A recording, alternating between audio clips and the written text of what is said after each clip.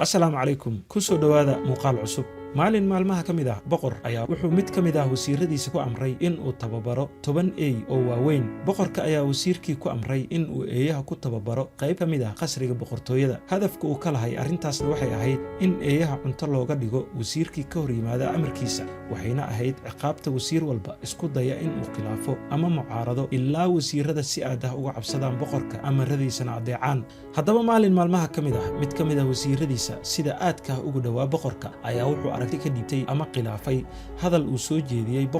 boqorkii ayaa si aad ah u xanaaqay wuxuuna ilooway siduu wasiirkaas sanado badan ugu dhawaa daacadna uu ahaa wuxuu amray in wasiirkaas loo tuuro eeyihii loo tababaray in ay cunaan wasiirkii amardiido sameeya wasiirkii wuxuu rumaysan waayey go'aanka boqorka waxaana isagoo cabsi iyo walwal xoogan ay ka muuqato uu boqorkii ku yidhi boqorkaygow waxaan kuu soo adeegayay in ka badan 10 sano had iyo jeerna waxaan ahaa mid ku adeeca oo warkaada aan war kor saarin sideed maanta sidan igu samaynaysaa keliya fikrad aan kula wadaagay miyaad ilowday wixii aan wanaag kuu soo galay sannadahaas badan miyaadan wanaaggaas dartiis ii cafin karin wasiirkii oo sii hadlaya calaacalayana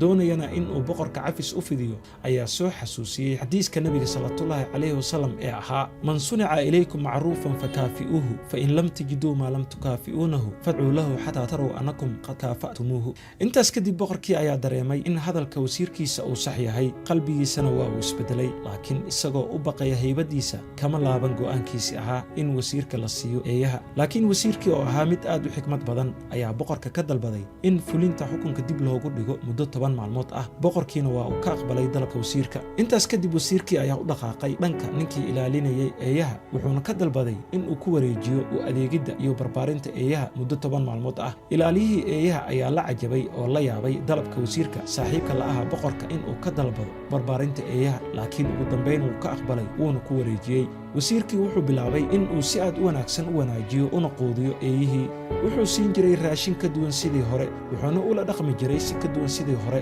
waxayna eeyihii dareemeen naxariis iyo raaxo aan weligood la siin waxaa soo dhammaaday 10kii maalmood ee uu wasiirku qabsaday waxaa yimid ilaaliyihii ku shaqada lahaa eeyaha sidoo kale boqorkii wuxuu amray in xukunka lagu fuliyo wasiirkii saaxiibka la ahaa loona tuuro eeyihii loo tababaray in ay kala gooyaan wasiirada amarka diida boqorkii iyo ilaaladiisa ayaa isu diyaariyey in ay daawadaan sida ay eeyaha u kala jaraan jirka wasiirka laakiin taas beddelkeeda waxaa dhacay wax la yaab leh iyo amakaag halkii ay eeyaha ka cuni lahaayeen wasiirka waxay bilaabeen in ay leefleefaan soona wada fariistaan jilbihiisa boqorkii ayaa amray in bannaanka loo soo saaro wasiirka markii uu hortiisa soo istaagayna waxa uu su'aalay su'aashan maxaad ku samaysay eeyaha wasiirkii ayaa ku jawaabay boqorkaygow eeyahan waxaan u adeegayay oon wanaajiyey 10 maalmood keliya maysan iloobin wanaaggii aan u sameeyey halka adiga oo aan in ka badan 10 sano kuu soo qidmeynayay aad ku ilowday daqiiqado kooban imana aad soo xasuusan hal wanaag aan kuu sameeyey waxaad masaxday dhammaan wanaaggii aan sannadahaas kuu sameeyey